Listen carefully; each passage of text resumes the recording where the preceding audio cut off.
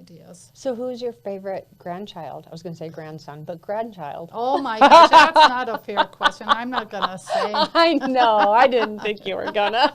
Tried. But They're all my met. favorite grandchildren. Yes, they Yes. are. Oh, okay, so one of the fun facts about Ellen is she homeschooled. Yeah? Yeah. Yes, All four I did. kids? I did. But I do have to say I homeschooled one child at a time. So I did my focus on one child at a time.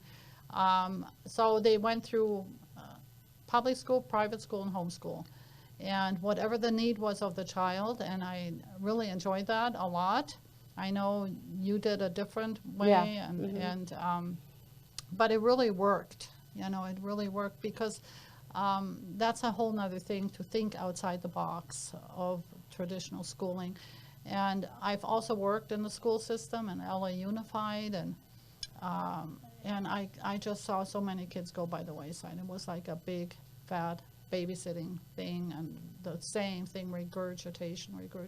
I think it's so anti-creative thinking, and the gifts and talents of the students are not acknowledged, and always feel let your child's interest lead you. I read a book early on that said, don't push your children into learning, because they're adventurous spirits that God gave them, and their curiosity will lead them.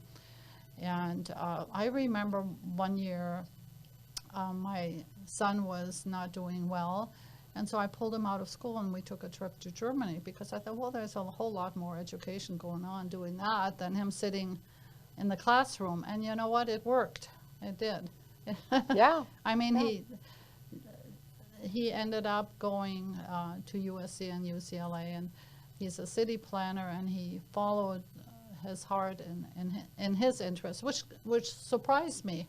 You know, I didn't know he was a city planner type of guy. Was that inspired by the trip to Germany? Like the way he saw the town created or laid out or something? Or? Well, maybe. I'm not sure why. I was kind of really surprised why I got into that. I remember one time I was helping someone learn German, and what happened is that that person was a lawyer, and he wanted to get into architecture, right?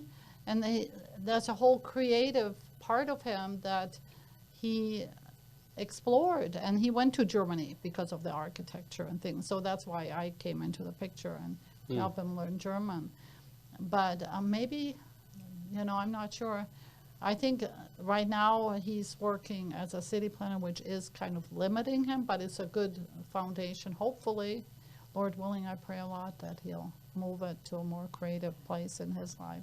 But the thing that is cool is you didn't fall for the normal American indoctrination of you have to go to school during these hours and do these tasks this way. Right, exactly. And you said, nope, No. I'm going to do what's best for my Right. child. I don't care about the attendance, and I'm going Right. to go the direction that is in my child's best interest. I would imagine Right. that opened up his ability to think freely too. Right. You know, yeah. just to say, oh gosh, Yeah. another, you're not the boss of me. But we've been taught as Americans, oh, you do it like this. And we've been brainwashed too. And then we just stay in that systematic, terrible, chaotic Well, place that's it's, indoctrinating our children in a wrong place, you know? Yeah. Yeah. So I Right. applaud you for being brave and doing that. That was brave. You know, hey, yeah, what it was up? Road trip. Yeah. Because, you know, It's a lot more fun. Yeah. it is, but you probably learned Yeah. a lot more too, because the things you're learning in the Yes. textbooks are not the things that you No. necessarily need in life. And also there is different times in your life you're interested in different subjects, right? Yeah. So maybe you're not interested in history or the Constitution at 15, which is often the case, but you are all of a sudden at 25 or 30 or whenever. Yeah, or right? 60. Yeah. yeah. It's like, oh my gosh. So Yeah. I have another daughter. She had attention deficit, right? So she didn't do well at all, you know, and so I just remember, well, she's not ready, so I'm just going to keep her back, right? And she was kind of petite, so it didn't much matter. Well, by the time she hit junior high, she said to me, Mom, you know, I'm older than everyone. I said, well, nobody would know, right? Because she looked kind of petite and little. And she said, but I want to be with my age group. I said, well, okay, it's your call. We can keep you at home, and you apply yourself to learning, and we can try to skip you a grade. And we did that, right? Yeah. And then later on, she became the Marine. Right?